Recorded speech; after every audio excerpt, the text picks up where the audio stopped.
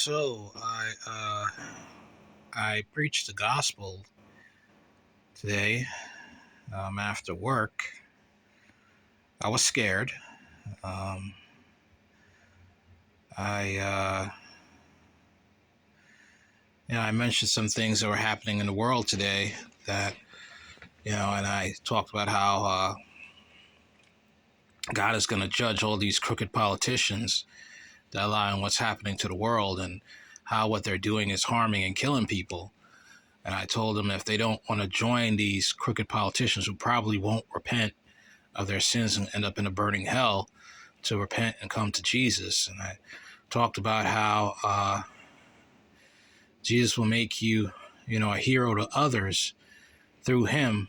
No matter whatever you went through in life, he will make the bitter waters sweet and take that pain and use it as a witness of what you've overcome in your life. Whatever was your pain in life, he will help you to overcome it.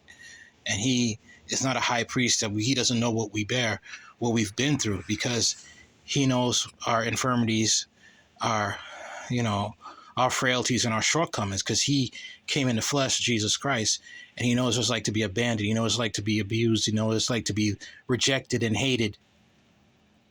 Okay. And he's willing to give you another chance. Okay. He doesn't care what you've done. Everybody in that book, in that Bible, except for Jesus Christ, they were all scumbags. They did things that were wrong. Moses killed somebody. Samson was a womanizer, but David was a murderer and an adulterer. Solomon, was a womanizer, but God forgave them because they repented of their sins. And he used them mightily in the Bible. And he could do the same thing for us. And I preached that, I was kind of nervous and scared because I could sense the vibe that it was not as it used to be years ago, because years ago I used to preach the gospel.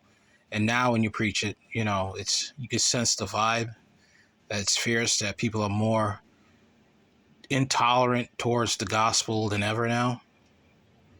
They're very, aggressive towards it, antagonistic. So just pray for me to help me to do it again, maybe to stay on the train a little longer and preach a complete sermon on it.